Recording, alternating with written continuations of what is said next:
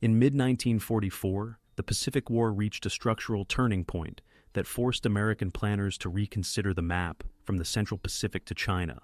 In June and July, United States forces captured Saipan, Guam, and Tinian, placing heavy bomber bases within range of the Japanese home islands and opening the Philippine sea routes to sustained carrier strikes. At the same time, the long China-Burma-India effort continued to feed the airlift over the Himalayas to sustain Chinese armies and to support Forward B-29 operations from Chengdu. Within this realignment, a single island on the western edge of the Philippine Sea emerged as a candidate for a decisive lodgment, Formosa, today Taiwan. Under the codename Operation Causeway, staffs in the Pacific Ocean areas developed a plan to seize Formosa and adjacent positions in the Pescadores and on the Chinese coast in order to cut Japan's southern sea lanes and to establish major air naval bases for subsequent operations.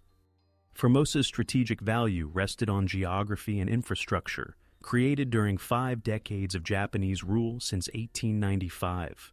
A mountain spine ran north-south, constraining interior movement, but leaving a comparatively broad and cultivated western coastal plain that held the main cities and ports. The deep harbors of Keelung in the north and Takao in the south, together with Pescadores anchorages, offered staging points along the main convoy routes between Southeast Asia and the home islands.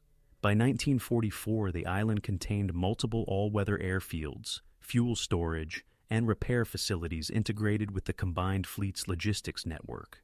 The civilian population exceeded 5 million, including a Japanese settler community in the hundreds of thousands, a Han-Taiwanese majority on the plains, and indigenous communities in the highlands. Administrative capacity, rail links along the west coast, and port handling equipment gave Formosa a level of industrial transport development unusual for locations so close to the future battle zone. For the United States, the plan's origins lay in parallel strategic lines that had begun to converge.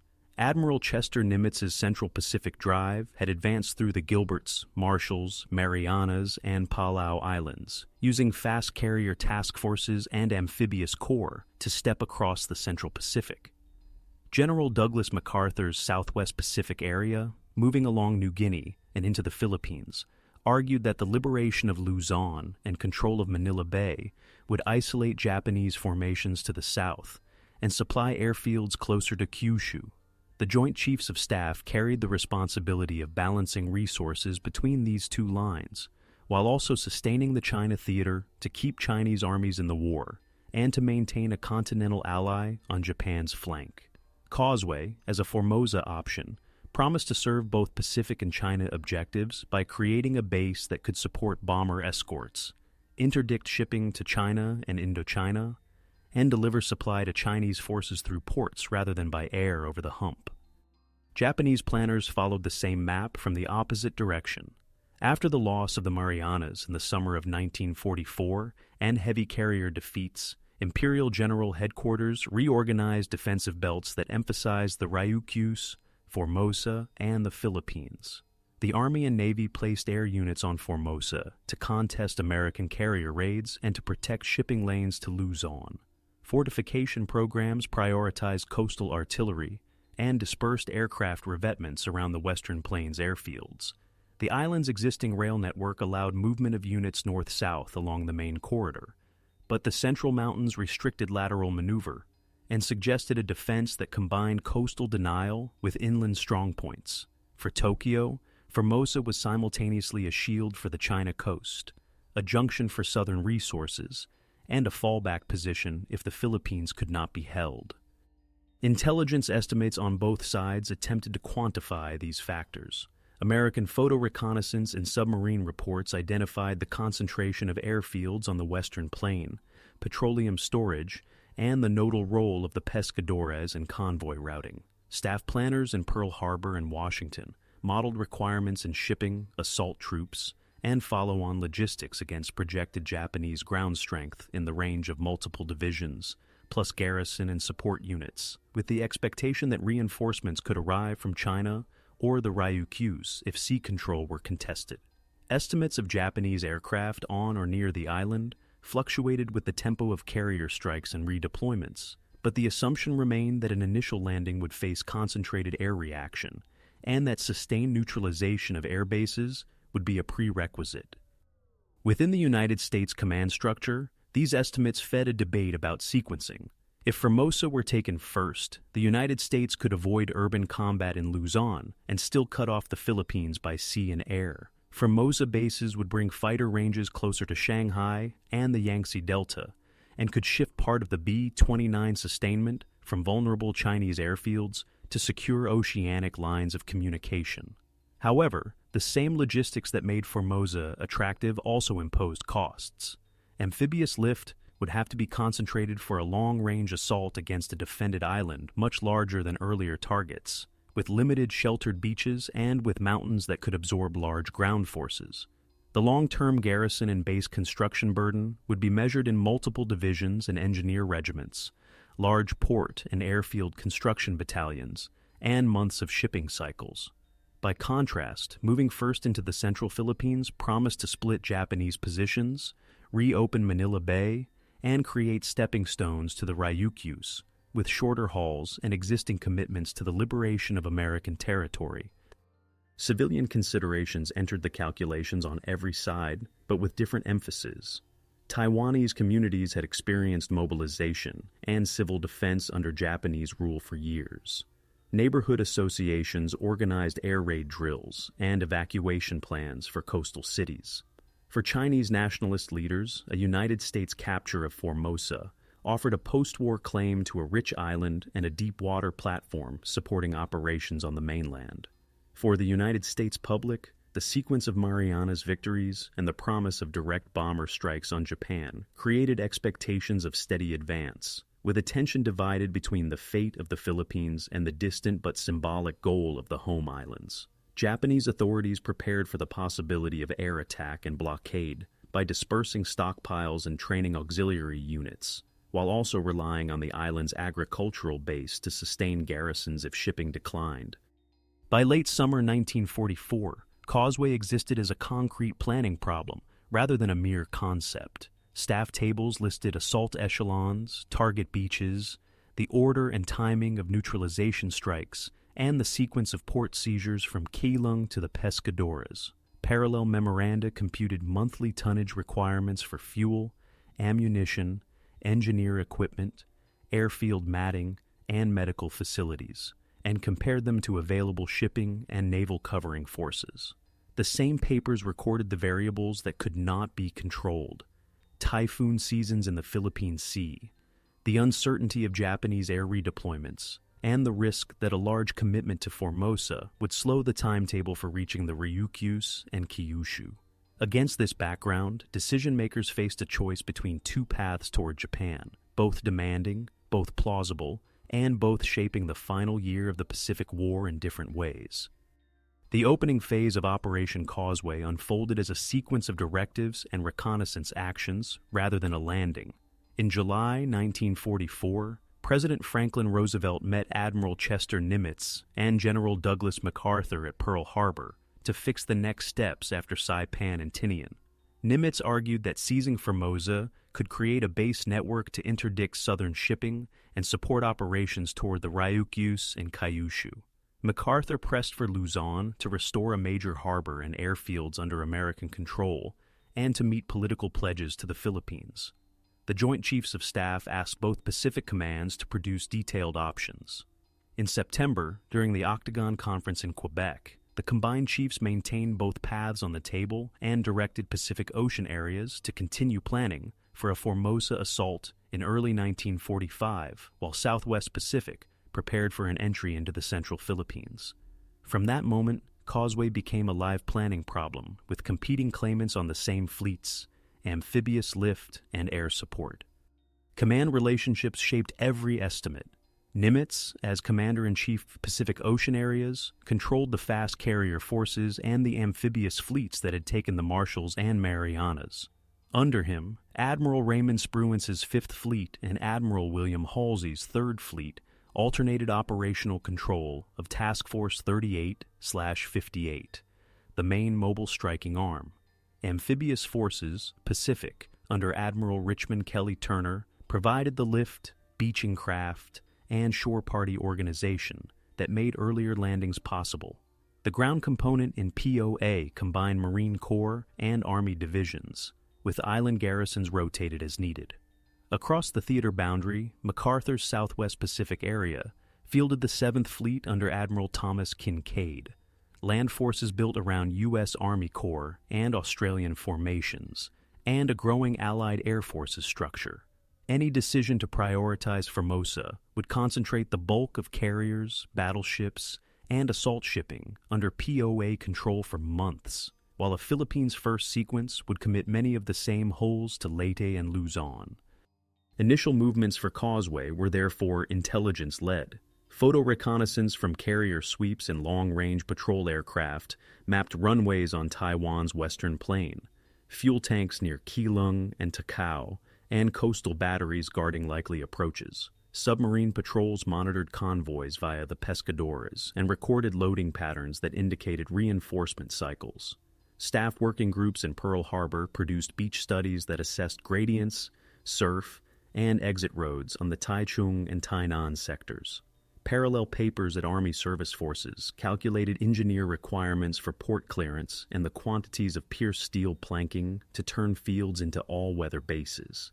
Air planners modeled sortie rates required to neutralize Formosa airfields day after day before an approach, then to maintain a defensive umbrella over transport lanes to the objective.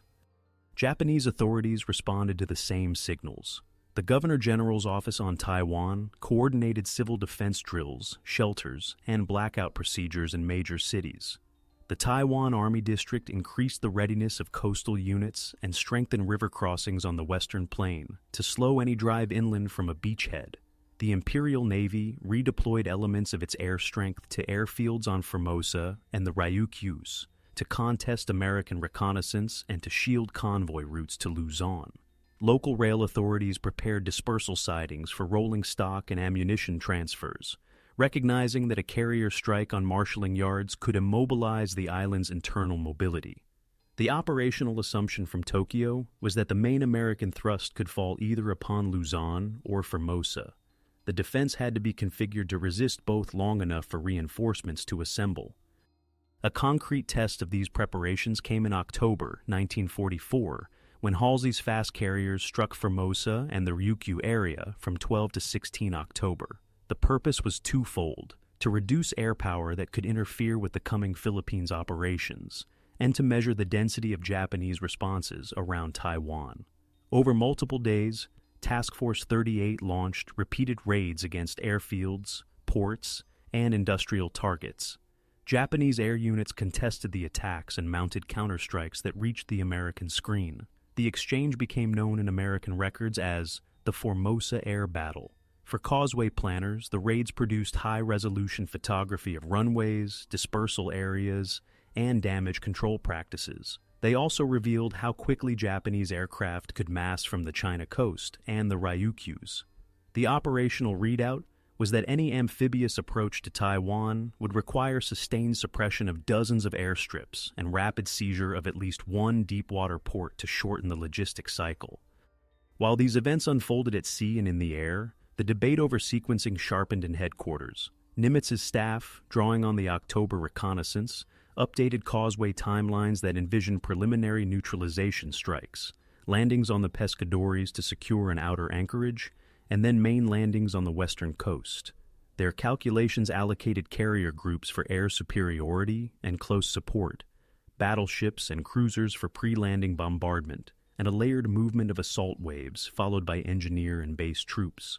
MacArthur's camp, observing Japanese reactions and the chance to cut lines through the central Philippines, argued that an immediate landing at Leyte could deliver operational effects faster and open Manila Bay before winter weather complicated sea states in the Philippine Sea. Both plans required the same amphibious shipping for their first echelons. Both assumed continued submarine pressure on Japan's shipping lanes. Both depended on B-29's expanding pressure from the Marianas. In practical terms, the opening phase of Causeway created readiness tasks across services. Marine and Army assault units in POA rehearsed shore-to-shore operations, and coordinated with naval gunfire liaison teams for dense coastal belts. Naval construction battalions refined port repair drills and stockpiled dredging equipment. Logistics commands examined dry cargo and tanker availability against projected monthly tonnage if Formosa became the main base for a multi-division garrison and heavy air groups. Medical planners modeled casualty evacuation chains over long distances, including staging to Ulithi or the Marianas. Signal units scaled communications nets to sustain a corps or army-sized landing force with air-ground coordination across mountainous terrain. Civilian implications were also built into these first studies. American administrators considered the governance problem of occupying an island with a large non-Japanese population under Japanese colonial structures. Chinese nationalist representatives emphasized Formosa's post-war disposition and the value of a major Allied port facing the mainland. Japanese administrators on the island mapped rationing and evacuation routes for residents near likely targets, briefed neighborhood associations on firefighting, and planned continuity of police and public health services during sustained air attack. No landing date had been set, but the cumulative measures on all sides reflected the expectation that Taiwan could become the pivot of the winter campaign. By the end of October 1944, the opening phase had clarified the variables without resolving the choice. Carrier raids had provided data on defenses and reaction times. Submarine and photo intelligence had refined maps and port studies. Staff tables had matched assault echelons to the available hulls. The decision on whether these preparations would lead to a Formosa landing or remain an unexecuted plan would turn on the allocation of fleets and lift for the next operation. The planners who framed Causeway had pulled the necessary threads together. The next step would be to set priorities between Formosa and the Philippines and to convert estimates into orders. Strategic goals for Operation Causeway crystallized along three axes that overlapped, but did not fully align. Cutting Japan's southern resource routes, creating forward bases within fighter range of Kyushu and the China coast, and shaping the political map of the post-war Western Pacific. For American planners, the seizure of Formosa plus the Pescadores promised a combined air-naval lodgment that could project land-based fighters and medium bombers across the northern South China Sea while hosting service squadrons, submarine tenders, and repair ships in sheltered anchorages. A base complex at Keelung or Takao, linked by rail to multiple inland airfields, would shorten convoy distances from Ulithi and the Marianas and allow B-29 staging support without dependence on the trans-Himalayan airlift. The complementary goal was to deny Japan the maritime corridor that connected oil from Borneo and refined products transshipped through the Netherlands East Indies to the home islands, a route that still moved cargo, despite submarine attrition. Planners measured success not only by ground captured, but by monthly tonnage no longer reaching Japan. Japanese objectives mirrored these concerns in reverse.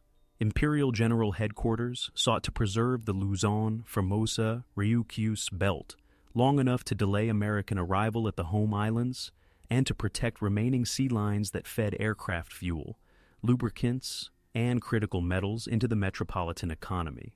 On Taiwan, the defense concept combined coastal denial with inland redoubts positioned along the western corridor, using the central mountains to disrupt any rapid east-west penetration. Air power was tasked to attrit shipping before a landing force could establish heavy anti-aircraft screens. The Army prepared to counterattack beachheads before full engineer buildup. From Tokyo's perspective, forcing the United States to choose the Philippines over Formosa or to postpone Formosa until after winter would grant time to strengthen Kyushu and refine special attack tactics already taking shape in the Philippines. These opposing aims generated detailed planning tables. In Pearl Harbor, operations officers outlined a causeway landing in echelons, initial seizures in the Pescadores to secure outer anchorages, followed by main assaults on beaches identified near rail and road exits capable of sustaining multiple divisions. Engineers estimated that turning captured airstrips into all-weather bases would require thousands of meters of pierced steel planking, portable lighting, and graded dispersal areas, with construction battalions assigned per field. Supply models use standard theater factors that assume roughly 600 to 700 tons per division, slice per day in intense operations, plus separate allocations for naval aviation fuels, construction materials, and hospital capacity. Shipping planners match these demands to the amphibious fleet, the number of LSTs and attack transports available after ongoing commitments to the Philippines, the turnaround times from Ulithi, and the escort screen density necessary against submarine and air attack along a sea line that ran more than 1,500 kilometers from the main staging areas. Air doctrine shaped the plan's opening weeks. Neutralization of Formosa's air network would rest on a layered approach: carrier task forces suppressing runways and fuel depots, long-range search aircraft interdicting ferried reinforcements from the China coast and the Ryukyus, and, once beachheads formed, land-based fighters extending a continuous umbrella over transport lanes. Sortie models assume dozens of operational airfields on the Western Plain could generate daily reactions unless craters were maintained and repairs disrupted. Signal units planned radar coverage in overlapping arcs from picket destroyers to shore-based sets, with fighter direction centers ashore as soon as engineers could install power and communications.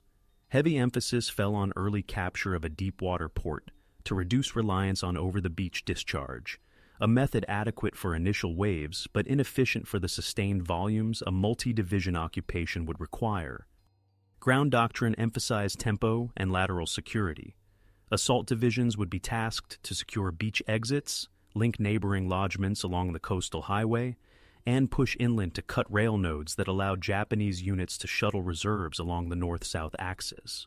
Artillery plans included prearranged naval gunfire zones to suppress fixed batteries and counter-battery radars ashore as soon as available. Mountain terrain dictated that any eastward thrust be limited and reconnaissance heavy, with the main effort concentrated on the populated plain where logistics could function. Staffs flagged the risk that dispersed Japanese counterattacks could exploit river lines and urban blocks.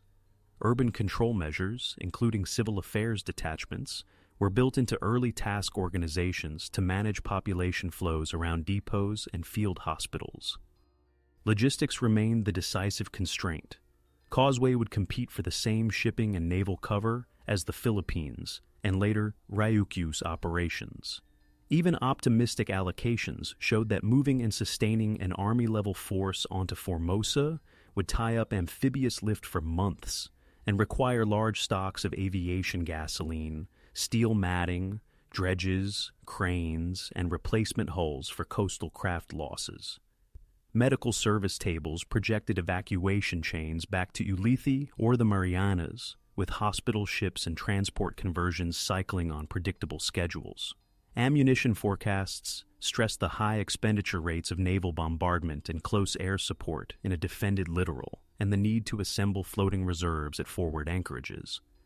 On the Japanese side, counterplanning sought to offset these material advantages with time, dispersion, and shock. Air units were trained to mass on short notice from Formosa and adjacent belts, striking at anchorage concentrations and transports rather than heavily defended warships. Coastal artillery and minefields were laid to canalize landing approaches. Rail authorities prepared to break up train loads into smaller packets for movement at night, complicating air interdiction. The Taiwan garrison increased the preparation of inland positions, with ammunition caches designed to sustain isolated strongpoints even if ports fell. Command directives stressed maintaining communications under bombardment by multiplying field wire routes and distributing radio sets to lower echelons to survive cuts. Propaganda and political preparation ran parallel to military planning. The United States Office of War Information drafted themes to explain a Formosa invasion as a step to shorten the war and to sever Japan's resource lifeline, while anticipating questions about civil administration of a population under colonial rule since 1895. Chinese nationalist authorities prepared claims for the island's post-war status and framed public statements that linked Allied control of Formosa to renewed operations on the mainland. Japanese information bureaus emphasized civil defense, continuity of administration under attack, and the narrative of an outer shield protecting the home islands. Neighborhood associations rehearsed firefighting and ration adjustments under air raids. Miscalculations emerged from assumptions that could not be reconciled with resources or with the enemy's adaptations. American shipping tables assumed that amphibious hulls could be concentrated and turned around quickly, despite simultaneous commitments. Japanese air estimates assumed fuel and trained pilots sufficient to sustain daily large-scale reactions after October's losses.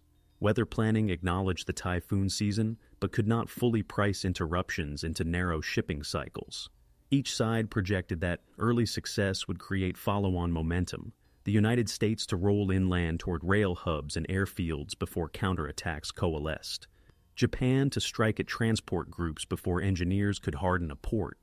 As these models solidified, senior leaders had to decide whether Causeway's strategic gains justified the months-long diversion of lift and the risk of heavy attrition against a defended island larger and more populated than any previous Central Pacific objective.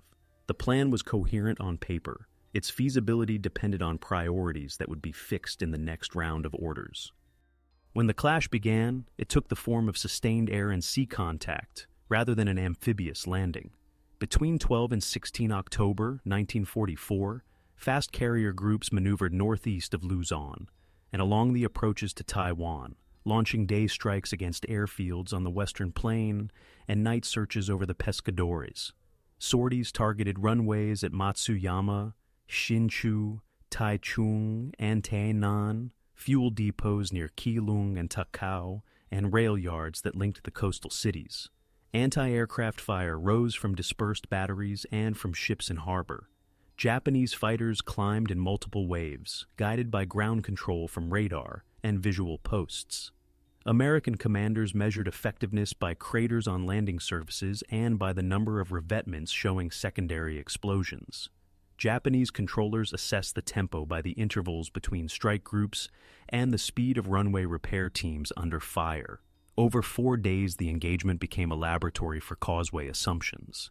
Whether repeated neutralization could keep dozens of fields below operational capacity, and whether reaction forces could be cut off before they massed.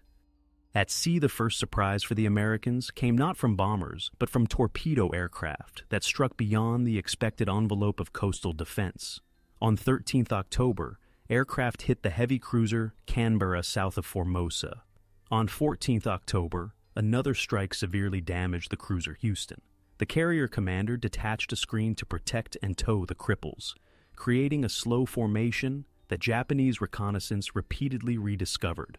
For the defenders, these attacks validated a tactic of concentrating on vulnerable groups rather than on the inner circle of carriers and battleships.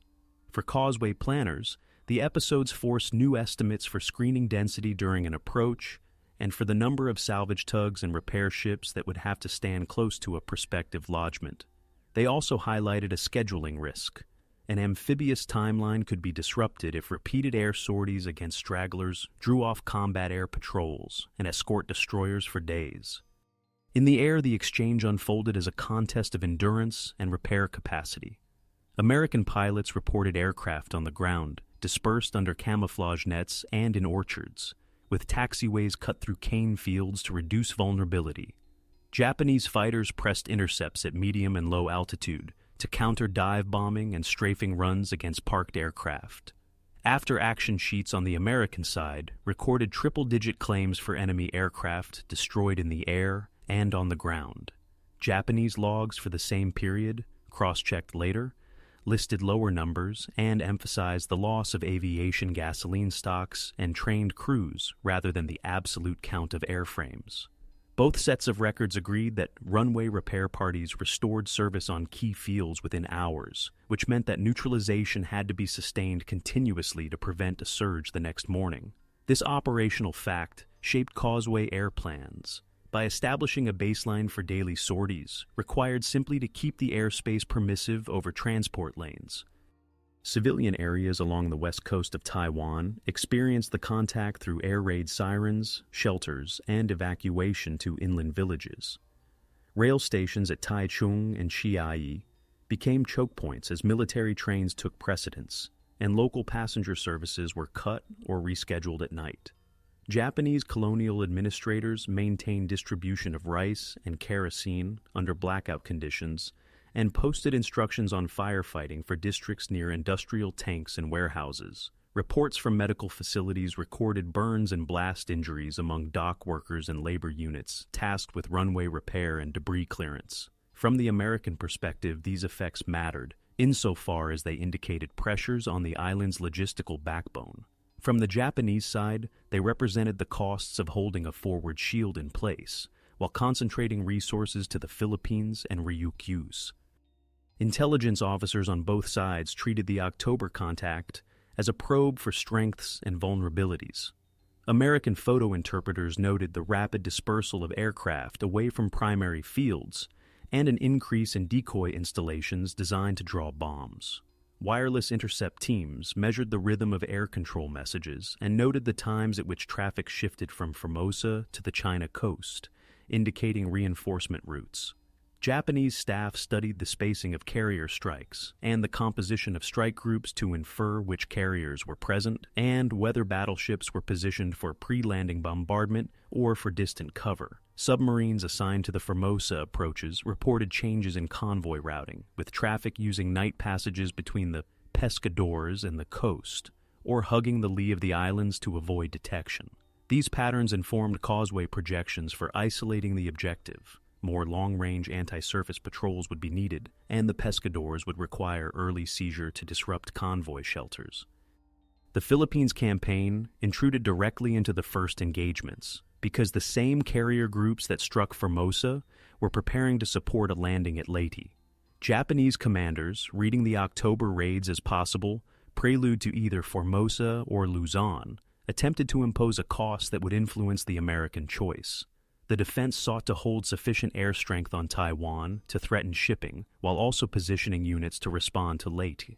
American commanders, balancing two theaters, used the October results to update priorities. If sustained neutralization of Formosa required continuous carrier presence at the expense of Leyte cover, then the weight would shift toward the Philippine landing first. In practical terms, this meant that the 4 days of engagement doubled as an experiment that would decide whether Causeway would proceed on its earliest timeline. On the waterline, logistics officers compared projected bulk deliveries with the actual strain of the October sortie cycle. Aviation gasoline consumption for continuous strikes against multiple airfields ran higher than pre-raid models, driven by the need to revisit craters as soon as repairs started. Ordnance officers reported the expenditure of general-purpose bombs and delay fuses designed to complicate runway repair, and requested larger forward stocks if Formosa was to be kept under sustained pressure. Damage control reports from Canberra and Houston confirmed that even 1 or 2 successful torpedo strikes could divert escorts, salvage craft, and a carrier's attention for days. These concrete numbers reshape tables for an amphibious approach. More tankers, more ammunition ships, and a larger salvage component would be required than earlier Causeway drafts had listed. For the Japanese air arm, the October contact underlined limits that could not be bridged quickly. Fuel deliveries from the south had already declined due to submarine attacks. Trained pilot throughput lagged behind the attrition rate. To maintain tempo, units increased the proportion of less experienced pilots in intercepts and shifted some aircraft to night harassment, which degraded precision but imposed fatigue costs on carrier decks and kept repair crews under pressure. Maintenance officers emphasized cannibalization to keep serviceable aircraft numbers up and requested tighter dispersal and more hardened shelters on the western plain. The ground forces tightened coastal defense procedures, rehearsed counterattacks toward likely beaches with available reserves, and identified river lines suitable for delaying actions if a lodgment formed. Urban terrain and the island's geography filtered into planning during these first engagements. Reconnaissance of the coastal highway, bridge spans, and rail yards suggested that once ashore, a landing force would face a dense network of villages, irrigation canals, and industrial estates that could provide cover for small unit resistance and complicate armored movement. Mountain approaches to the east offered concealment for infiltration, but limited routes for heavy equipment. American drafts proposed early seizures of rail nodes to block north-south Japanese movement and to prevent the shuttling of reserves. Japanese drafts called for pre-planned demolitions on the same nodes and for the use of local rail spurs to feed ammunition and food into inland strongpoints. Both sides recognized that the civilian population would move along the same corridors, necessitating traffic control and civil affairs capacity during any sustained fighting. By the end of the October air-sea exchange, territorial lines had not shifted, but the operational map had changed in ways that mattered for Causeway. American carriers had demonstrated the ability to crater fields repeatedly, yet had also revealed the cost of keeping pressure on so many targets at once. Japanese defenders had shown that opportunistic strikes could damage heavy ships on the periphery, and that rapid repair could keep airfields in intermittent service even under repeated attack. The immediate outcome was an accumulation of measured data, turnaround times for strike groups, fuel burn rates, average hours to reopen a runway, and escort losses required to cover damaged hulls. These figures fed directly into the next round of decisions. If the first engagements were a test of feasibility, they showed that a Formosa landing would require not only assault strength, but the capacity to sustain a theater-scale air campaign for weeks before and after the first wave touched the beaches. Escalation followed from the collision of plans and calendars. In October 1944, the schedule for the Leyte landing fixed the near-term distribution of carriers, transports, and support ships. The same fast carrier groups that had probed Taiwan now shifted to cover operations in the central Philippines, while amphibious lift cycled toward Leyte Gulf. The Battle of Leyte Gulf on 23 to 26 October confirmed the immediate priority: screening transport areas, interdicting Japanese reinforcement routes, and protecting the beachhead. As a result, the pre-invasion air pressure envisioned for Operation Causeway could not be maintained at the October tempo. Japanese air units on Taiwan used the pause to repair runways, redistribute fuel stocks, and rotate aircraft to and from the Ryukyus and the China coast. American staffs recorded the divergence between planning assumptions and available sorties, a gap that widened as new commitments accumulated around Leyte and, later, Luzon.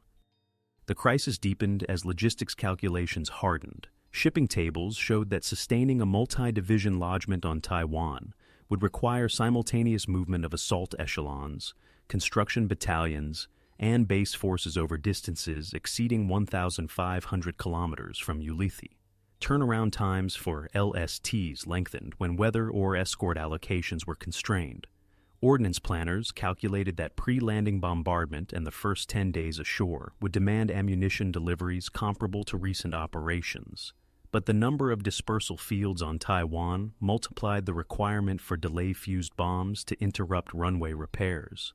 Aviation fuel burn rates during the October raids exceeded earlier estimates, and every added day of neutralization raised tanker tonnage for a causeway approach. In parallel, the B-29 force in the Marianas expanded through late 1944, drawing shipping, repair capacity, and escort coverage to support strategic bombing. Competing demands converged on the same convoys, depot ships, and forward anchorages. Japanese commanders perceived the same concentration and adapted to exploit timing. Air units increased night sorties from Taiwan to reduce exposure to daylight strikes, targeting anchorage areas and airfields in the Philippines. Maintenance sections accelerated camouflage, moved aircraft into orchards, and laid dummy runways to draw attacks. The Taiwan garrison improved coastal obstacles and mined likely approaches, integrating Army and Navy batteries under sector plans. Rail authorities intensified night movement of ammunition and fuel from Keelung and Takao to inland depots, accepting lower throughput to limit exposure. The guiding assumption in Tokyo was that if the United States shifted weight to Luzon through the winter, Taiwan would gain months to consolidate positions and to conserve resources for the Ryukyus and Kyushu. Terrain and weather increased the pressure on decisions.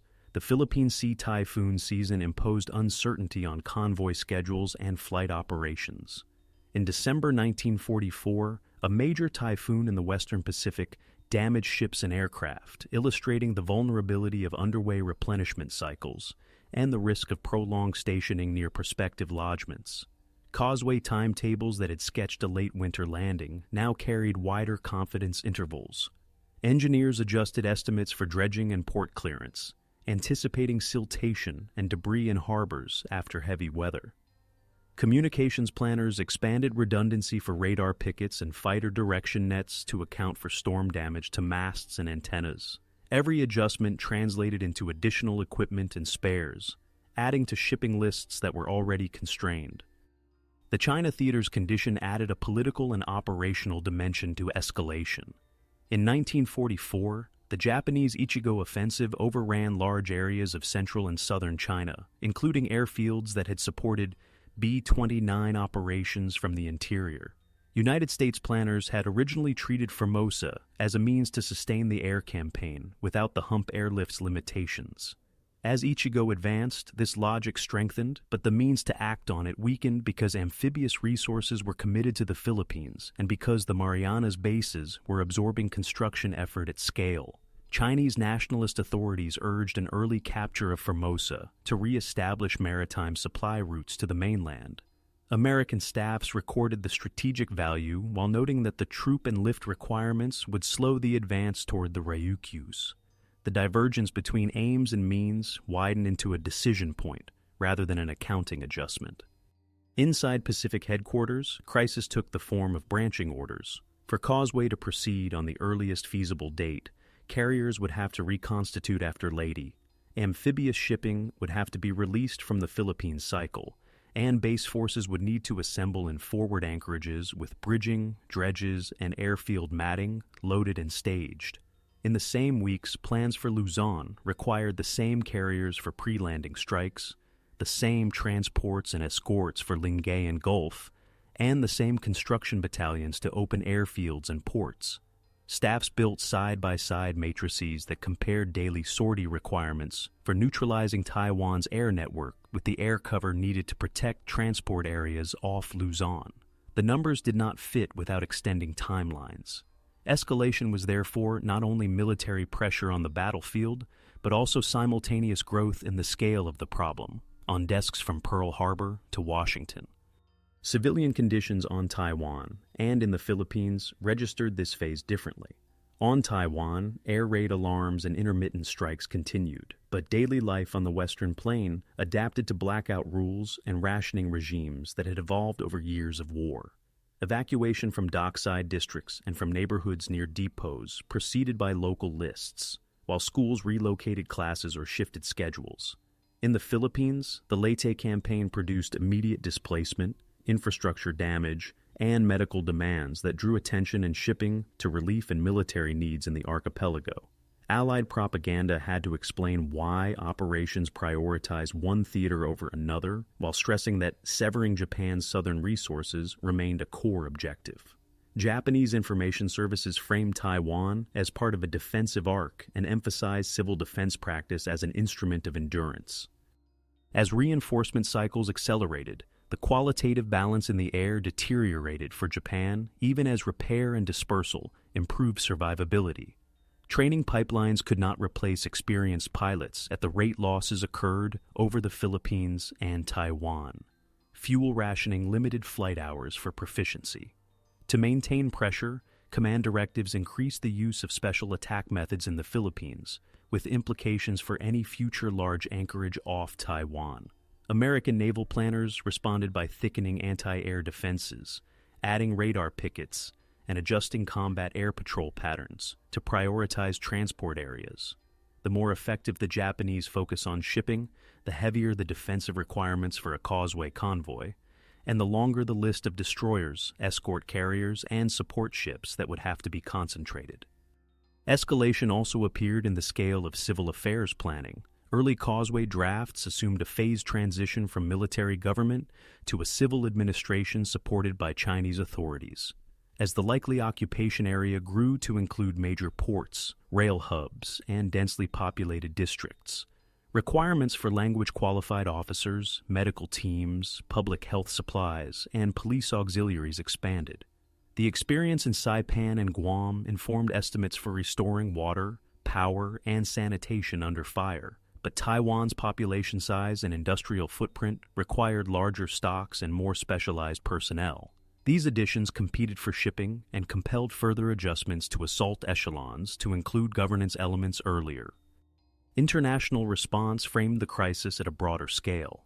In Allied councils, British and Australian representatives tracked resource allocations and asked how a Formosa First Plan would influence operations in the South China Sea and the Netherlands East Indies. Soviet movements in the Far East were watched for any sign of impending entry into the war against Japan, a development that could alter priorities for bases and lines of advance. Each external variable complicated the internal calculus by introducing alternative paths to the same strategic effects. The choice was not between advance and pause, but between routes that moved different assets on different timelines toward Japan. By early January 1945, escalation and crisis had converged into a practical reality. The Pacific fleets were already executing a sequence that pointed toward Luzon and then the Ryukyus. Causeway remained in planning binders with updated tables, but the ships, aircraft, and construction forces that would make it possible were committed elsewhere. Japanese defenses on Taiwan used the interval to refine coastal plans and to preserve aviation fuel for moments where concentrated strikes against shipping would matter most. The civilian population on the island adapted to continued alarms and to the administrative routines of a war economy. The crisis did not end in a single decision. It expressed itself in the allocation of every carrier deck spot, every LST sailing schedule, and every tanker offload. The next phase would show how these allocations fixed the peak of the campaign in another sector, and how the consequences of that choice set the conditions for operations in the Ryukyus and beyond. The peak of the Causeway story arrived not as an amphibious crest on Taiwan's beaches, but as the maximum concentration of decisions and firepower around it. On 9th January 1945, the 6th Army went ashore at Lingayen Gulf, committing more than a dozen divisions and corps troops to Luzon under naval cover that included fast and escort carriers, battleships, and hundreds of landing ships and craft. The same week, Halsey's Task Force 38 ranged from the Philippine Sea into the South China Sea and back, striking Formosa, the Ryukyus, Indochina, and the China coast to cut reinforcement routes and to keep air units off balance while the Luzon lodgment expanded. Carrier air groups, numbering on the order of 1,000 aircraft when the fleet was massed, cratered airfields at Chisinchu, Taichung, and Tainan, hit fuel tanks near Keelung and Takao, and attacked shipping sheltering in the Pescadores. For planners who had modeled Causeway, this was the closest approximation to the pre-landing neutralization phase, sustained, theater-scale pressure on every field that could contest a convoy. At the strategic level, January and February became the decision point. The Joint Chiefs of Staff approved a sequence that fixed the Ryukyus as the next major objective, with Operation Iceberg scheduled for April 1, 1945. Nimitz's headquarters translated this into orders that concentrated amphibious lift, construction battalions, and fleet logistics on Okinawa, while continuing carrier raids to suppress Formosa and southern air bases. In effect, the peak of Causeway was embedded in the Luzon-Ryukyus arc. Every tanker offload, every ammunition ship sortie, and every convoy screen was counted against whether the fleet could both hold Luzon and assemble for Okinawa.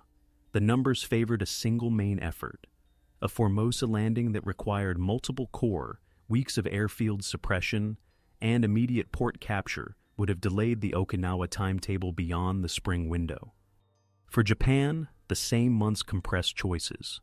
Air units on Taiwan attempted to maintain a presence over the strait and to threaten transport areas off Luzon, but fuel deliveries had fallen, and pilot training pipelines were behind losses in the Philippines. To preserve strength for the home islands and the Ryukyus, high command directives rationed flying hours and prioritized special attack concentrations nearer Luzon's western approaches. On Taiwan, the Army and Navy strengthened coastal belts and rehearsed counterattacks toward probable beaches, but the strategic center of gravity shifted north. Rail authorities continued night movements from Keelung and Takao to inland depots. Civil administration maintained rationing, blackout enforcement, and evacuation lists for districts near docks, warehouses, and airfields. Operationally, the peak phase produced measurable gains and losses that shaped the verdict on feasibility. On Luzon, beachheads linked and pushed south toward Clark Field and east toward Manila, restoring major air bases within weeks. Manila Bay's capture and port clearance in February reintroduced a deepwater harbor that reduced convoy times and allowed larger cargo streams than any over-the-beach operation on Taiwan could have sustained in the same period. Carrier raids around Taiwan destroyed aircraft on the ground, burned stocks of aviation gasoline, and forced the diversion of maintenance effort into repeated runway repair. Submarines and carrier aircraft in the South China Sea sank tankers and freighters that otherwise would have fed Formosa's depots. Each of these outcomes limited the island's ability to mount large-scale reactions at the very moment when a causeway convoy would have needed to assemble offshore. Civilian experience reached its maximum strain under this pressure. In western Taiwan cities, repeated alarms sent residents to shelters while schools reduced hours or dispersed classes to rural parishes. Dock workers and labor units took casualties during firefighting and runway repair. Hospital reports noted burns, blast injuries, and strain-related illnesses among those assigned to clearance duties. Rail timetables prioritized military trains, leaving local passenger services to night windows. Food and kerosene distribution continued under neighborhood association rules, with substitution and ration adjustments when coastal shipping missed schedules. On Luzon, the concentration of combat and urban fighting around Manila generated immediate displacement and public health crises. Allied shipping responded with medical supplies and relief cargoes that further tied up the same holes Causeway would have required. The contrast reinforced the sense in American councils that one theater was absorbing the peak of humanitarian and military demand, while the other could be contained by air and sea pressure. In headquarters, high command decisions reflected these field realities. Nimitz's operations officers compared daily sortie requirements to keep Formosa's air network suppressed with the sortie, and patrol demands of icebergs' approach lanes. The destroyer and radar picket lists for Okinawa already ran long. To add a Formosa convoy would have required reassigning screens and escort carriers from Luzon and from the buildup for the Ryukyus. Amphibious lift tables showed that loading multiple corps for Taiwan would tie up LSTs, attack transports, and cargo ships across several cycles from Ulithi, delaying engineer echelons needed to harden Okinawa's beaches and airfields. Medical service plans prioritized evacuation chains from Luzon and future Okinawa, leaving limited hospital ship capacity for a third major operation. The outcome was a practical ceiling. The fleet could sustain intense air-sea pressure around Taiwan, but it could not simultaneously open and supply a Taiwan beachhead and stage for Okinawa within the spring schedule. Japanese staffs reached complementary conclusions. If the United States chose Okinawa, Taiwan's task was to preserve its forces, maintain civil order, and contribute aircraft and shipping to the northern defense. Coastal minefields, artillery, and infantry dispositions remained, but reinforcement priorities shifted to the Ryukyus and Kyushu. On the island, conscription of labor battalions expanded airfield repair capacity, and civil defense organizations tightened shelter discipline. Police and public health services planned for protracted air attack patterns rather than immediate occupation, storing disinfectants, water treatment supplies, and emergency rations for districts near likely targets. The absence of an amphibious landing did not reduce administrative workload. It changed its focus from counter-invasion to endurance under raids and blockade. The peak also produced final adjustments to Causeway's internal assumptions. Engineers revised port clearance plans using data from Manila. The time and equipment needed to reopen deep water facilities under a fire, the dredge capacities required, and the crane tonnage to move heavy construction gear ashore. Air planners recalibrated neutralization models with empirical repair times observed on Taiwan's fields, increasing the daily bomb allocation per runway and adding delay fuse mixes to complicate rapid patching. Naval staff inserted additional salvage tugs and repair tenders into hypothetical convoy diagrams after reviewing the October and January damage cases to heavy ships.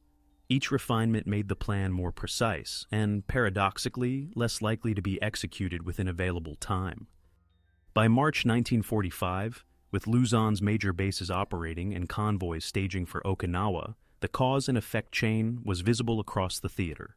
The strategic goal of cutting Japan's southern routes was being achieved by a combination of submarine warfare, carrier strikes, and the reactivation of Philippine ports.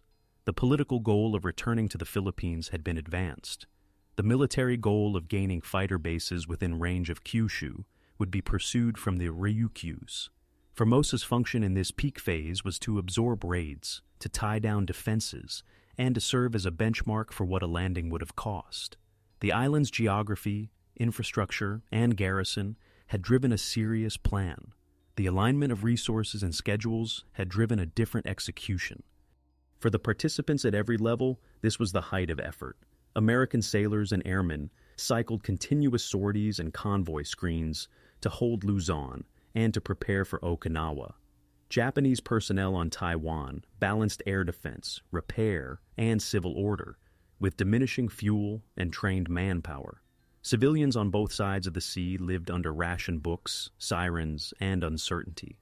The campaign's peak did not produce a beachhead on Taiwan, but it closed the analytical loop. It showed in numbers and timetables why the plan would remain on paper while the war's main axis moved north. Resistance and adaptation emerged on parallel tracks as each side adjusted to the operational reality that Formosa would be contested by air and sea, while the main amphibious effort shifted to Luzon and then the Ryukyus. On the Japanese side, air commands restructured tactics to offset losses in daylight interceptions. Units emphasized night departures, low-level approaches over the Taiwan Strait, and attacks on anchorage clusters rather than heavily screened inner rings. Maintenance teams expanded dispersal, cutting taxi paths through fields and orchards, and increased the use of revetments built with local materials to save steel and concrete. Dummy runways and decoy aircraft drew a measurable fraction of American bomb loads, buying hours for repair crews to reopen key strips. Fuel conservation became a form of resistance. Sorties were rationed, training flights curtailed, and aircraft pooled for missions where the chance of striking transports was highest. Ground forces on Taiwan adapted coastal defense around predictable landing corridors.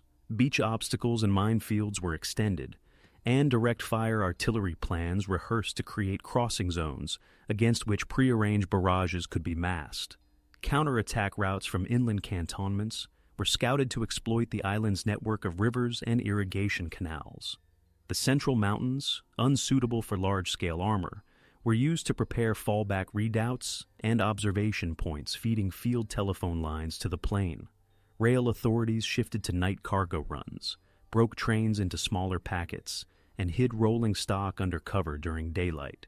Administrative measures extended into civil defense.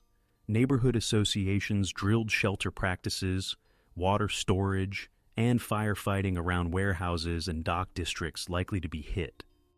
American adaptation followed from reconnaissance and from the October contact. Carrier air groups adjusted strike composition to include higher ratios of fighter bombers for repeated runway attacks and sweeps against dispersed aircraft. Delay fuses and fragmentation loads were mixed to crater landing surfaces and to complicate repair. Sortie scheduling alternated waves to keep work crews off balance, while long-range patrol aircraft widened searches to the Pescadores and the China coast to interdict ferried reinforcements. At sea, escort dispositions were modified after the Canberra and Houston cases. Screening layers were thickened around any damaged ship, and additional salvage tugs and repair tenders were staged forward. Radar pickets were positioned farther out on approach lanes when carriers ranged near Taiwan, and combat air patrol altitudes were split to catch low-level attackers that had slipped under earlier patterns. Logistics innovations enabled these tactical shifts. Underway replenishment cycles were tightened so that carriers could maintain pressure on multiple airfields without long withdrawals to rear anchorages. Ammunition ships loaded larger stocks of delay fuse bombs tailored to runway denial, and tanker convoys were staggered so that aviation gasoline could be topped off before high-tempo days. Lauren navigation aids and improved radar beacons simplified rendezvous in poor weather, reducing the risk that typhoon season conditions would collapse sortie schedules. Repair parties on carriers standardized deck patch procedures to return flight operations more quickly after near misses, and depot ships carried additional spare engines and propellers to turn around damaged aircraft faster. Psychological endurance became part of adaptation for participants and civilians. On Taiwan, repeated alarms, blackout routines, and the strain of night movement imposed fatigue that civil authorities attempted to manage through regulated work-rest cycles and ration supplements for labor units assigned to clearance and repair. Propaganda emphasized continuity of administration and the defense of communications hubs rather than imminent amphibious assault, framing disruption as temporary. In American fleets, long sortie cycles and convoy screens produced cumulative fatigue. Rotation tables for flight crews and picket destroyer watches were adjusted to CAF's continuous hours on station. Medical officers tracked stress markers and enforced rest periods before complex strike days. Innovation appeared in signal and deception practices. Japanese air control used staggered radio discipline to complicate interception of control nets, and visual signals were emphasized when jamming was detected. Shore stations shifted frequencies during strikes and relayed control to backup posts inland. Camouflage units studied American bomb patterns and repositioned decoys accordingly. American forces extended tactical deception with feints towards secondary fields, radio playback to suggest presence of additional groups, and night illumination drops over airstrips to force false starts by repair parties. Photo interpretation teams built cumulative damage maps for each runway and dispersal area, updating target lists nightly to avoid redundant tasking of strike groups. Resource management defined the ceiling of adaptation.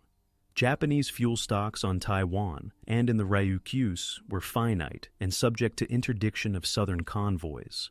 To maintain a credible threat to shipping, commanders cut training further and concentrated sorties into windows when carriers were known to be within range.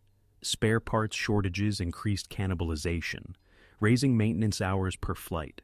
American resource management had inverted constraints. The fleet could deliver high daily bomb tonnages and fuel, but doing so across many airfields multiplied expenditure and demanded more logistics ships to hold station near contested waters. Tables for a hypothetical causeway convoy added floating reserves for aviation gasoline and ordnance, acknowledging that suppression ashore would have to continue through the first weeks of any landing. Resistance also had a civil dimension. Taiwanese society under colonial rule adapted through regulation rather than organized armed opposition. Urban residents moved according to evacuation lists for dockside wards and districts near depots. Schools dispersed classes to rural parishes. Hospitals stocked burn dressings and surgical supplies in advance of expected raids. Agricultural cooperatives adjusted planting and harvest transport to night schedules, accepting reduced throughput to limit exposure on the coastal highway and rail spurs. These measures preserved labor output and food distribution under pressure, indirectly supporting the military's capacity to hold the island's logistical spine together. In parallel, Chinese nationalist authorities calibrated political adaptation to evolving Allied priorities. Liaison officers argued for Formosa's strategic and post-war value while assisting with intelligence on shipping routes and administrative structures, aiming to facilitate a rapid transition if Allied troops landed. American civil affairs planners, drawing lessons from the Marianas and Saipan, increased early-phase allocations for public health, translators, and police auxiliaries in causeway drafts, assuming that any lodgment on the Western Plain would intersect dense population centers within days. Both sides learned in motion. After the October raids, runway repair times observed on Taiwan led American ordnance officers to increase the proportion of delayed action and earth-penetrating fuses. After the South China Sea operations in January, escort commanders rebalanced fighter direction to guard slow tows and oilers as priority targets. Japanese staff, reviewing losses and fuel expenditure, emphasized ambush windows at dawn and dusk, when American deck cycles and lighting gave marginal advantages. Each cycle of action and counteraction tightened procedures and narrowed options, not toward a decisive landing on Taiwan, but toward the next fixed battle at Okinawa. By early spring 1945, adaptation had stabilized into doctrine. American fleets treated Formosa as a set of fields to be kept below sustainable capacity, while main forces shifted to the Ryukyus. Japanese commands treated the island as a shield whose endurance, through dispersal, repair, and selective strikes, could buy time for Kyushu and Okinawa. Civilians continued under ration books, shelter drills, and nightly rail movement. Resistance in this phase was less a dramatic reversal than a disciplined persistence under constraints, and adaptation was the method by which both sides preserved capacity for the battles they knew were coming next. The turning point in the Causeway story arrived as a chain of orders that aligned doctrine, logistics, and calendar around a path that did not include a landing on Taiwan. In late October 1944, after the Formosa air battle and during preparations for Lay Day, Pacific staffs compared the tonnage and deck hours required to keep Taiwan's air network suppressed with the forces needed to cover the Philippines. Those comparisons were updated again in November and December as Luzon planning matured. The conclusion hardened across headquarters. A Formosa assault would require the concentration of amphibious lift for multiple corps, uninterrupted carrier coverage against dozens of fields, and immediate seizure of a deep-water port. The same ships, aircraft, and engineer units were already committed to Luzon and then to the Ryukyus. In the first days of January 1945, the formal scheduling for Operation Iceberg made the divergence irreversible. The fleet would mass for Okinawa on April 1st. Everything before and after that date would be arranged to protect this objective. What changed was not a single opinion, but the arithmetic of feasibility. Carrier groups had shown in October that they could crater runways at Hsinchu, Taichung, and Tainan repeatedly, but they had also revealed how quickly repair parties restored sortie capacity when pressure paused. Neutralizing Taiwan long enough to cover convoys and early echelons would demand a continuous presence at the scale used only for major operations. Shipping tables for Causeway assumed daily deliveries in the hundreds of tons per division slice, plus separate aviation gasoline for land-based fighters, construction stocks for multiple airfields, and hospital capacity for a population far larger than previous Central Pacific conquests. When those tables were set beside the lift needed for Luzon and the Iceberg Assault Force, the combined requirement exceeded available LSTs, attack transports, tankers, and escorts within the winter-spring window. Japanese choices reinforced the inflection. Losses over the Philippines and the October raids reduced experienced pilot pools and consumed fuel stocks, but surviving units on Taiwan concentrated on opportunistic strikes against slow groups and on keeping airstrips serviceable through rapid repair. For American planners, this meant that any Causeway approach would face a defender willing to trade airframes for shipping and able to regenerate runways fast enough to impose attrition on convoys. For Tokyo, the same logic suggested a defensive economy: preserve aircraft for the Ryukyus and Kyushu, strengthen coastal belts, and use Taiwan's rail spine to sustain inland depots under air attack. The island would remain a shield rather than a decisive battlefield if the United States chose Luzon and Okinawa first. The January 1945 sequence converted analysis into direction. On January 9th, the Sixth Army landed at Lingayen Gulf, with fast carriers striking Formosa and the China coast to disrupt any reaction. In the following weeks, Manila Bay was reopened, and air bases at Clark and further south returned to service. These gains substituted directly for what Causeway had promised: deep water capacity to move bulk cargo, fighter bases within reach of the northern approaches, and interdiction of remaining sea routes from the South China Sea. At the same time, fleet logistics began loading for Iceberg, reserving destroyers for radar picket duty, staging repair tenders, and stockpiling ammunition and aviation fuel at Ulithi. The calendar no longer contained a slot where a Taiwan assault could be placed without delaying Okinawa past the desired spring window. Civilian and political considerations moved with the military hinge. In Taiwan's western cities, the pattern of alarms, dispersal, and repair continued, but residents adjusted to the rhythm of air raids rather than to the shock of occupation. Labor units cleared debris and patched runways, Neighborhood associations enforced ration rules and blackouts. Schools dispersed classes to rural parishes.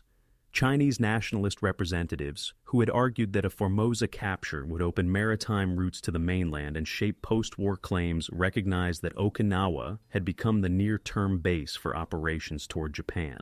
American civil affairs planners, who had built causeway drafts for governing large urban districts under fire, shifted effort to Luzon and then to the Ryukyus, scaling language, medical, and police auxiliary requirements to those theaters. The turning point thus reallocated administrative as well as military resources. Operational metrics framed the decision's permanence. After January strikes, photo interpretation showed that airfields on Taiwan could be suppressed when carriers were present and could recover partial capacity within hours after withdrawals. Submarine reports from the South China Sea recorded declining tanker traffic and more coastal hugging by remaining freighters, suggesting that blockade effects were growing without a Taiwan base. Manila's port clearance yielded empirical times for dredging, crane operation, and berth repair that could be applied to any future seizure. Those times, when added to causeway tables, lengthened the projected interval before heavy cargo could flow through Keelung or Takao under fire. Medical logs from Luzon quantified evacuation rates and hospital ship cycles, demonstrating that a third simultaneous major operation would outstrip available lift for wounded. Inside Japanese headquarters, the cause and effect chain was read in mirror image. If the United States concentrated on Okinawa, Taiwan's mission was to endure, to contribute air units northward, and to preserve order under repeated raids. Reinforcement priorities shifted toward the Ryukyus. Fuel allocations followed. Civil authorities expanded preparations for prolonged disruption. Water purification, sanitation, and shelter routines were standardized. Rail schedules moved more cargo at night. Urban wards near docks refined evacuation lists. The absence of a landing did not reduce pressure. It altered its character from acute to sustained. The turning point also settled an internal Allied debate about how best to support the air offensive against Japan. Early causeway advocates had argued that a Formosa base would reduce reliance on the hump airlift and allow escort fighters to accompany heavy bombers toward Kyushu and the China coast. By February and March 1945, with B-29s operating from the Marianas, with Iwo Jima seized for emergency recovery and fighter escort, and with Okinawa scheduled to add forward airfields, the requirement for a Taiwan lodgment diminished. The intended effects, interdiction of shipping, reach toward the home islands, and pressure on coastal industries were being achieved by a combination of submarine warfare, carrier strikes, and the stepwise capture of bases nearer to Japan. For participants, the turning point was felt in routines rather than declarations. American sailors rotated through long picket and screening duties to protect Luzon convoys and to prepare for iceberg. Air groups rehearsed strike patterns optimized for Okinawa's airfield network, while continuing suppression of Formosa to complicate any interference. Japanese crews on Taiwan shifted to maintenance and night operations, conserving fuel and accepting that large daylight interceptions were no longer sustainable. Civilians on both sides of the sea measured change by the direction of traffic. Ships, aircraft, and cargo streams flowed toward Luzon and the Ryukyus. Taiwan stood under the same sirens but outside the main landing track. By March, the logic of the theater was closed. The strategic objective of cutting southern resource routes was being met without a Taiwan beachhead. The political objective of returning to the Philippines had advanced. The military objective of staging within fighter range of Kyushu would be pursued from the Ryukyus. Operation Causeway, still coherent in its internal design, had reached its turning point in the alignment of means and priorities. What followed would be the consequences of that choice for those who had prepared to defend or occupy the island, and for the campaigns that unfolded in the Ryukyus and, ultimately, around Japan itself. Aftermath unfolded in a sequence that closed the ledger of plans without a landing on Taiwan. By April 1945, the main American amphibious force was committed to Okinawa, and carrier groups treated Taiwan as an air objective to be suppressed, rather than a beach to be seized. Through the summer, submarine warfare and mining reduced Japan's southern shipping. B-29 raids from the Marianas, now supported by fighter escorts staging through Iwo Jima, pressed industrial targets in the home islands. On Taiwan, the garrison remained in fortified belts along the western plain, with reserves positioned behind river lines and encampments near rail junctions. Civil authorities sustained ration books, blackout rules, and evacuation lists. Rail schedules concentrated on night cargo runs from Keelung and Takao to inland depots. The absence of an American lodgment did not mean quiet. Air raid alarms, debris clearance, and runway repair defined routine until August, when orders from Tokyo shifted from endurance to cessation. Combat operations ended by directive rather than by collapse of a front on the island itself. Following the announcements in mid-August 1945, Japanese commanders on Taiwan received instructions to suspend offensive action, preserve order, and prepare for disarmament upon Allied arrival. Units inventoried weapons, secured magazines, and maintained guard forces around depots, ports, and airfields to deter looting. Air units grounded aircraft except for liaison flights. Communications nets that had directed interceptions and convoy escorts now transmitted schedules for surrender ceremonies and guidelines for handover of public services. The tempo changed quickly. Air raid sirens ceased, but movement increased as administrative teams prepared lists of personnel, equipment, and facilities for transfer. Withdrawal took the form of organized surrender and repatriation rather than a contested retreat.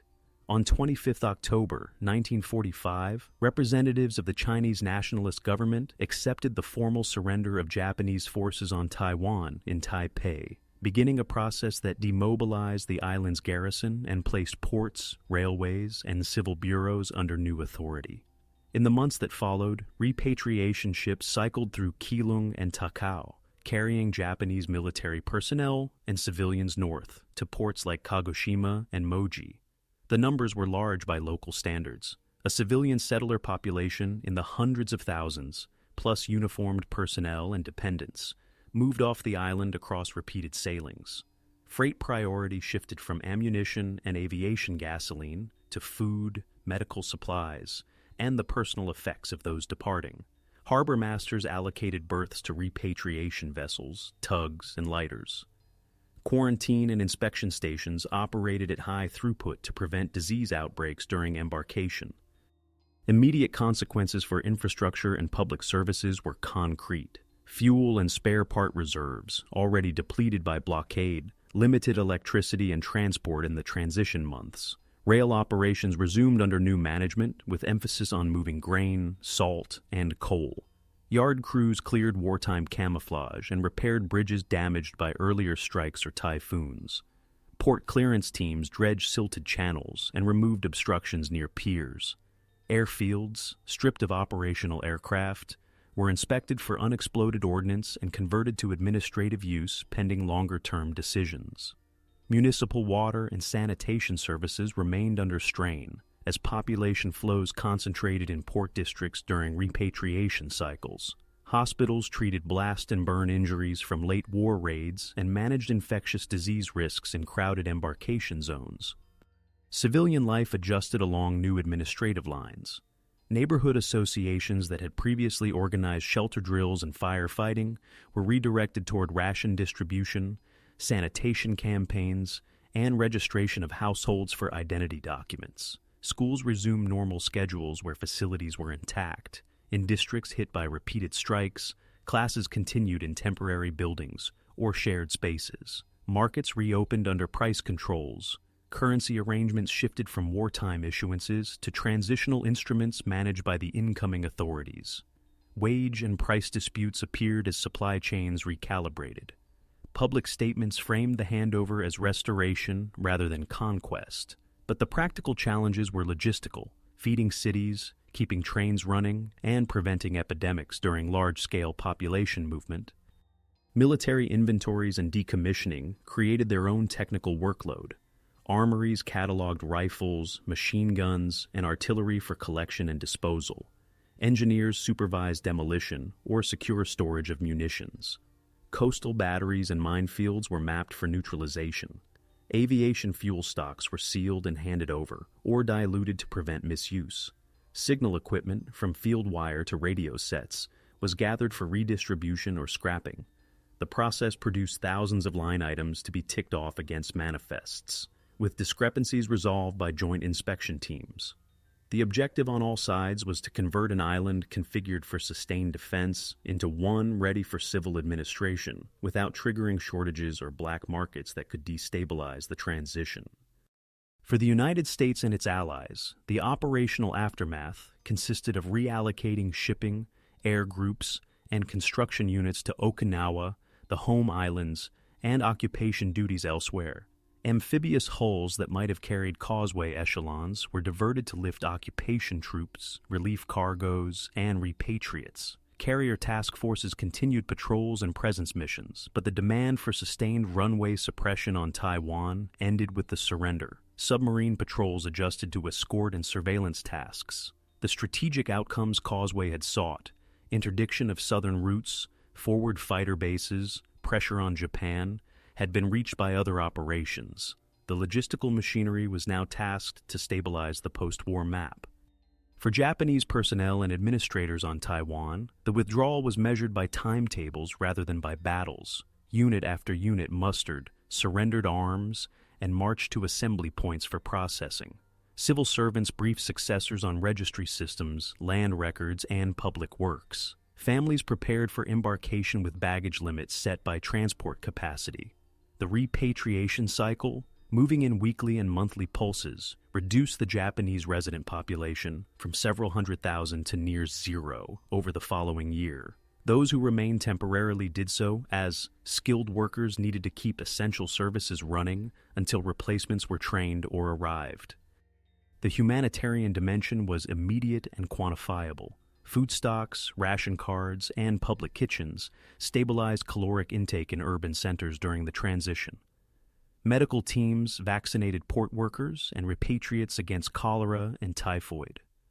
Relief committees allocated textiles, fuel, and housing to displaced households whose neighborhoods near docks or depots had suffered damage. Mortality and morbidity curves, which had risen during late war months, began to flatten as air raids ceased and supplies entered via regulated channels. The scale of need remained high, but the profile of demand shifted from emergency surgery and burn care to infectious disease control and maternal health. In comparative perspective, the withdrawal from the Causeway trajectory contrasted with the contemporaneous endgames elsewhere. Okinawa consumed divisions and escorts that Causeway would have required. Its casualties and ship losses established the order of magnitude of resources saved by not attempting a Taiwan lodgment in spring 1945. On Taiwan, the garrison surrendered intact. Fortifications remained largely unused, and the population experienced occupation without a set-piece amphibious battle. For Allied logisticians and planners, the numbers validated the earlier choice.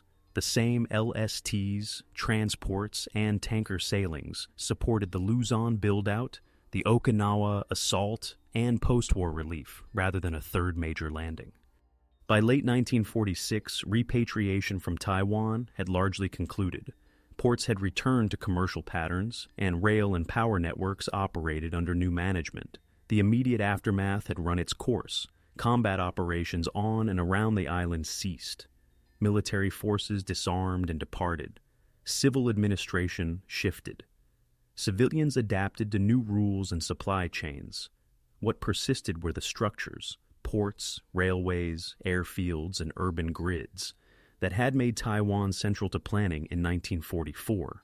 They would frame debates over the island's longer-term political and strategic place in the region, questions that belonged to the legacy rather than to the withdrawal.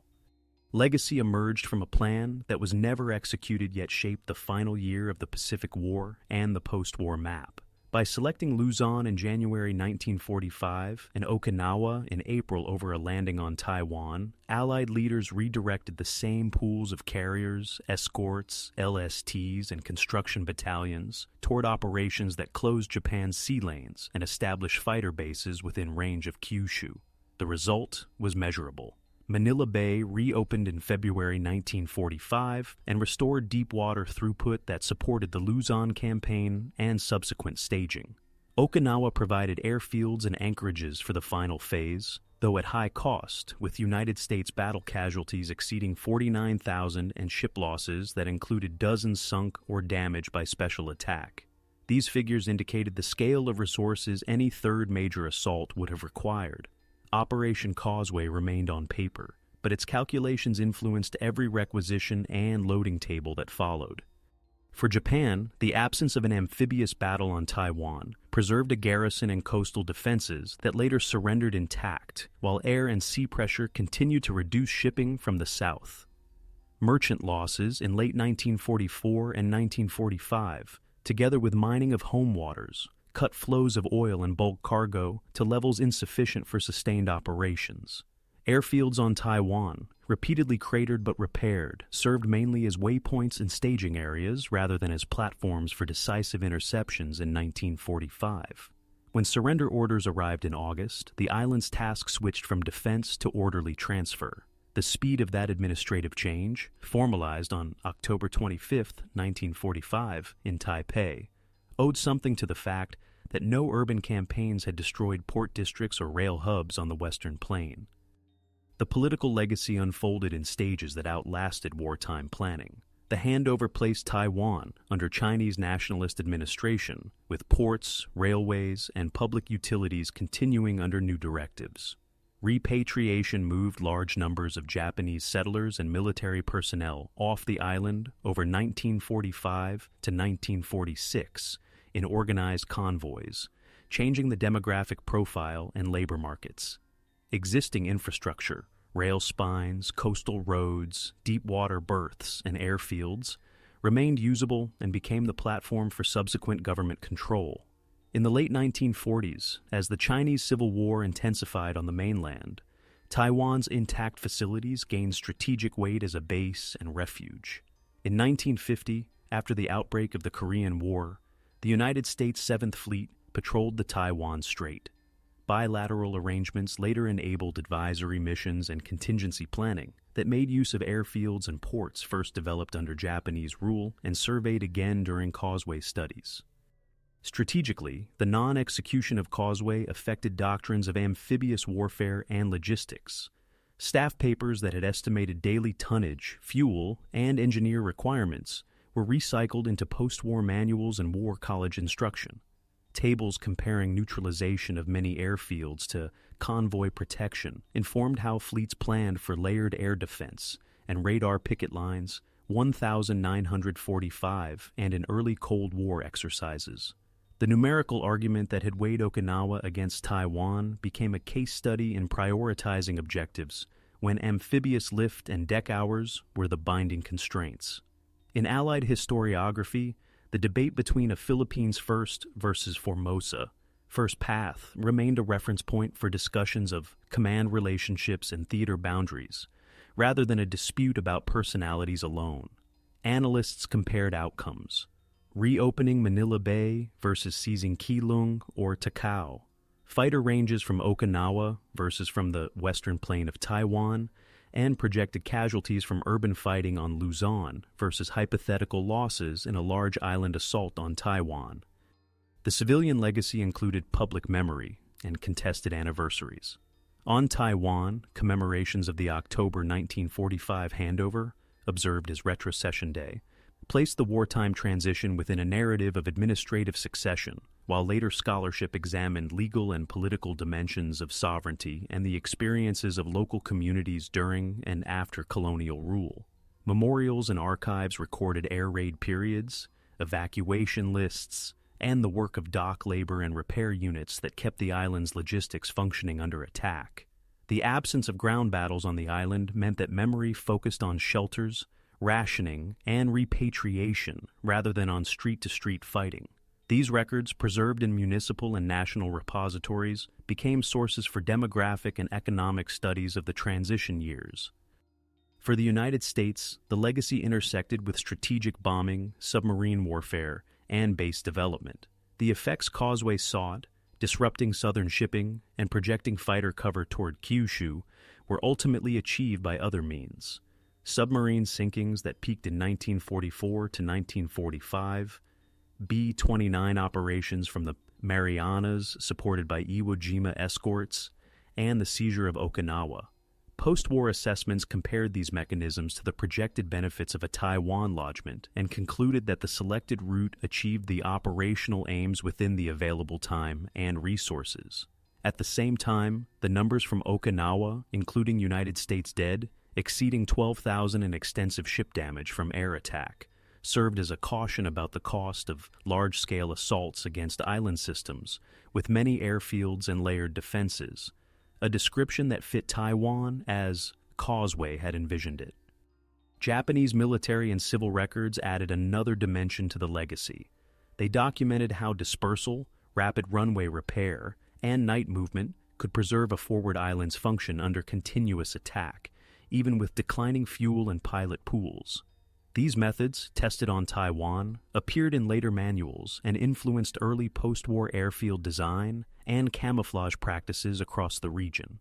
Administrative files from the Governor General's office and municipal bureaus illustrated how civil order, food distribution, and public health were maintained under rationing and blackout, and how the same systems shifted within weeks to support repatriation and handover. The continuity of services, despite shortages, reduced the risk of famine or epidemics in 1945 to 1946 and stabilized urban centers during political change. Comparative figures highlight enduring trade-offs. A Taiwan assault would have required multiple corps, continuous carrier suppression across scores of runways, and immediate port capture to move hundreds of tons per division per day. The assets to meet those figures were instead applied to Luzon and Okinawa, where concrete results, reopened Manila Bay, and airfields within range of Kyushu could be measured in sortie counts and convoy tonnage. On Taiwan, garrison forces surrendered without the casualties that urban combat typically imposed. Repatriation moved a settler population in the hundreds of thousands rather than displacing civilians by amphibious battle. The choice did not remove cost from the theater. It relocated it, as Okinawa shows. The historiographical debate persists because the evidence permits more than one logical path to the same end state. Advocates of a Formosa first approach point to shorter lines to the China coast and a base closer to Kyushu than the Marianas. Advocates of the chosen sequence point to Manila Bay's throughput, the calendar of 1945, and the need to concentrate scarce escorts and amphibious lift for a single major landing before any move toward the home islands. Primary sources, Joint Chiefs Minutes, Pacific Fleet Orders, Japanese air and rail logs, and civil administration files, support both the ambition of Causeway and the prudence of deferring it. In that sense, the legacy is dual, a plan precise enough to be executed and a decision disciplined enough to leave it unexecuted. In regional terms, the infrastructure that made Taiwan central to planning in 1944 ensured its relevance in the decades that followed. Ports at Keelung and Kaohsiung, rail along the Western Corridor, and airfields from the colonial era underpinned economic growth and military basing in the post-war period. The island's position along the northern South China Sea kept it within every later discussion of sea lane security and aerial reach. Operation Causeway thus endures not as a battle narrative, but as a framework, a set of logistical and geographic facts that constrained choices in 1944 to 1945, and that continued to shape strategy, administration, and memory long after the war ended.